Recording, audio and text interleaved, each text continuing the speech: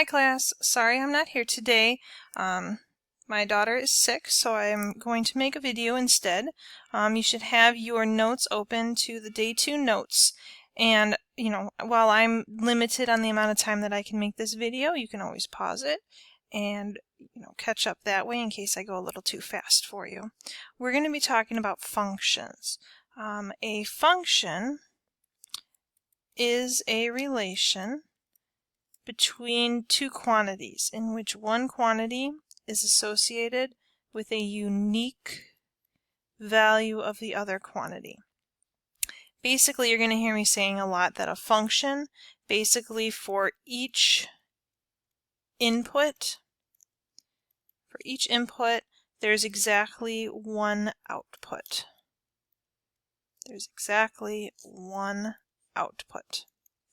And the way I'm going to kind of explain it is with these vending machines that are right here. We have two vending machines. We'll call this vending machine A and this vending machine B. With vending machine A, you'll see that if you press button A, every single time you will get an orange juice to come out of the machine. Every time that you press button B, you will get an apple juice. Every time you press button C, you will get a skim milk.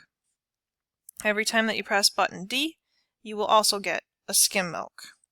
Button E will give you chocolate milk, and button F will give you water. On this machine over here, you'll see that if you press button A, every time it gives you an orange juice. With button B, you'll see that sometimes it gives you apple juice, and sometimes it gives you skim milk. Button C gives you skim milk, button D gives you chocolate milk, button E gives you water, and if you press button F on the vending machine, you also get water. Alright, what's going to happen is we need to figure out which one of these is going to represent a function.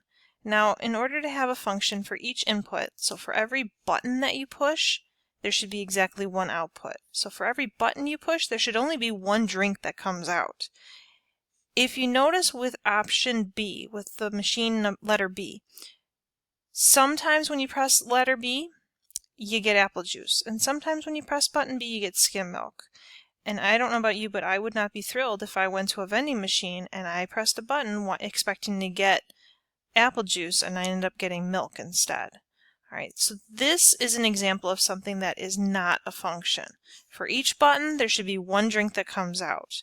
Alright, if you went to the vending machine in the cafeteria and you wanted a Pepsi and you got a Sierra Mist instead, I don't know, I wouldn't be very happy with that. So each button should only give you one kind of drink. So which one represents a function? That would be machine A. And the reason why machine A would be considered a function is because for every input, for every button that you push, there's only one drink that actually comes out. So each button gives you one drink. Okay. Which vending machine does not represent a function? And that would be B. And the reason why is because button B gives you apple juice, AJ, I'm just going to put AJ for apple juice, or skim milk. You don't know what you're going to get. It's going to be a big surprise. So that's not a function. Alright. What you're going to see a lot of times with functions is there's going to be something called function notation. It's going to look a little bit weird. It's going to have an F in front of all of these. F stands for function. It's just kind of a fancy way to let you know that, hey, this is a function. If you were to pronounce this, you would say F of A. That's how you would say it. And I'll explain how that works with like a little animation from Agile Mind. So let's look at this animation here. We got our machine. The type of drink you get is a function of the code that you push. So the type of drink you get is dependent on the button that you're going to be pushing. Alright, and they're replacing is with equals, and they put code inside parentheses. And what they're doing now is replacing the type with a T, function with an F, and replacing code with a C. So T equals the function of the code. The type of drink you get is going to equal or be dependent on the code that you push. The drink will depend on what button you end up pushing. And what they did here is they just switched the order. All right, and if we go through it a little bit more, so if you press button A, so the function of A, you're going to get orange juice. All right, F of B, so if you press button B, you're going to get apple juice. F of C, so if you press button C, you're going to get skim milk. All right, F of D, if you press button D, you're going to get skim milk. And it keeps going through the other letters as well. F of E, you're going to get chocolate milk. And then F of F is going to give you water. Okay, so the button that you push will give you a certain kind of drink. All right, the function of that button will give you a specific drink. So let's fill that in on here. If you press button A, you're going to get orange juice. I'm going to abbreviate a little bit. If you press button B, you're going to get apple juice, AJ. If you press button C, you're going to get skim milk. If you press button D, you're also going to get skim milk. E is going to give you chocolate milk. And then F is going to give you water. All right. The type of drink that you purchase depends on the code you input. All right, so the type of drink that you purchase depends on the button you push. So you would say that the set of codes, A, B, C, D, E, F, so those buttons, is a set of possible values of the independent variable. All right, independent variable. An independent variable, I'm going to abbreviate a little bit, an independent variable in a function rule determines what happens to another variable in the rule. The set of possible values of the independent variable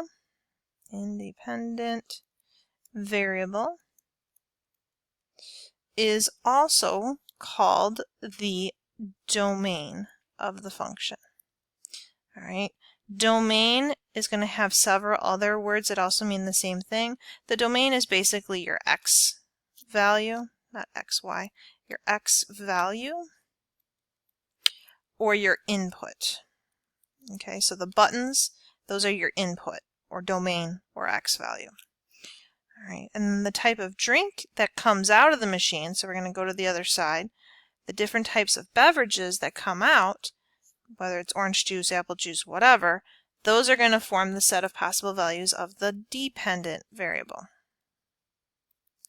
Dependent variable. So there's independent and dependent.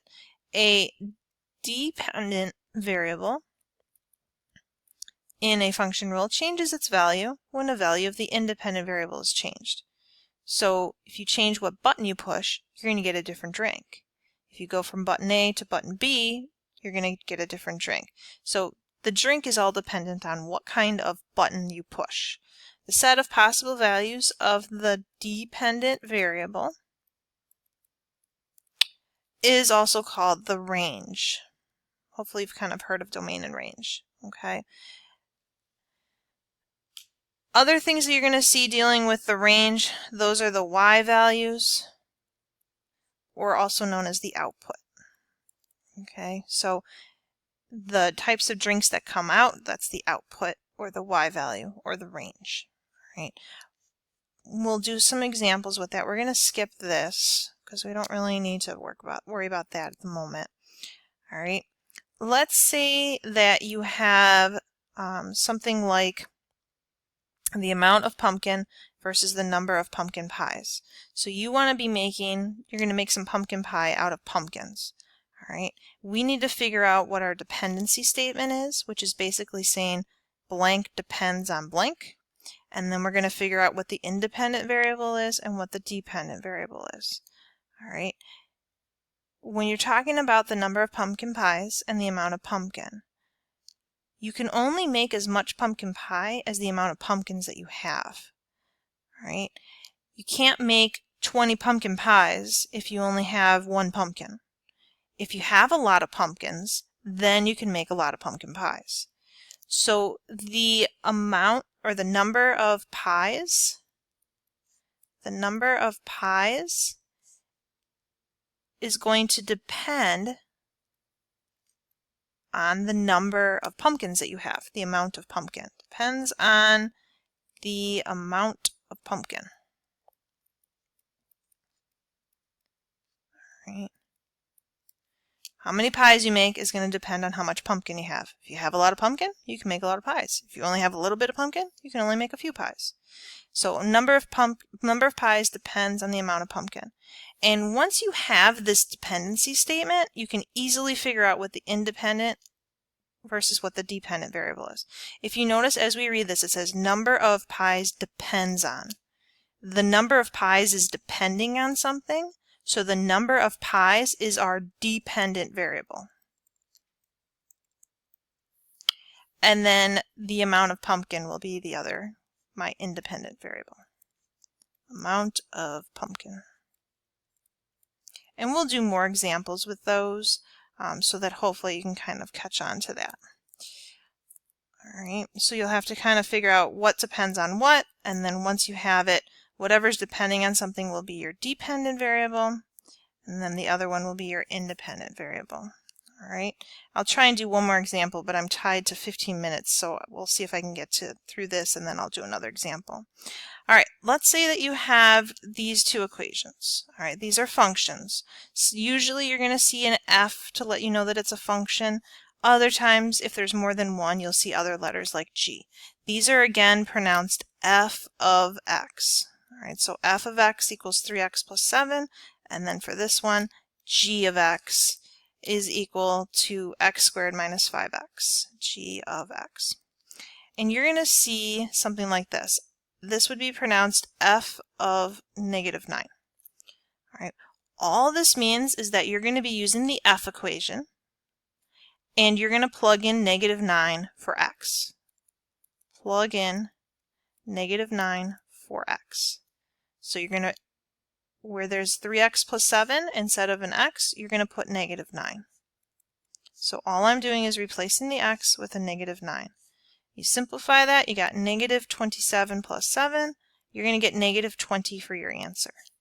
So all this means is you take negative 9, plug it in for x into the f equation, and figure out what it equals.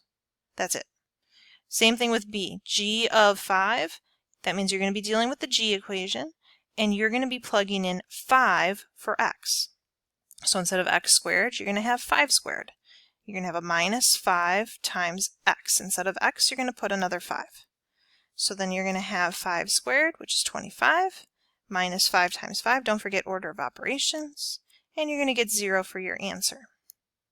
This one, you got g of negative 7. That means you're going to plug in negative 7 in for g, into the g equation for x. So you got x squared. You're going to have negative 7 squared minus 5 times, instead of x, negative 7. You'll get 49. This is going to be positive 35. Negative times a negative. And then you add them together, and you're going to get 84. Okay, the last one, we have f of 15 plus g of 3. So you're going to have to basically plug it into two different equations. We're going to plug 15 into the f equation, and we're going to plug 3 into the g equation. So if we plug 15 into the f equation, we have 3 times 15 plus 7. Okay, when you do that, you're going to get 45 plus 7, which is 52. You're going to plug 3 into the g equation. So you're going to have, instead of x squared, you'll have 3 squared minus 5 times 3. You'll have 9 minus 15. 9 minus 15 is negative 6. And notice we had a plus sign, so we're going to be adding those two together. 52 plus negative 6, you're going to end up with 46 for your answer. And that's going to be your answer. All right, we will spend more time on this stuff tomorrow, so if you do have any issues, you can obviously check Canvas for any answers, and you can we can talk more about it on Friday, because I will be back for sure. All right, so now that you've gotten these notes filled in, please work on worksheet 2, which is in your packet. If anybody doesn't have a packet, you can get one from the sub. It's on the cart behind my desk. All right, so work on worksheet 2, check answers on Canvas, and I will see you tomorrow. Thank you.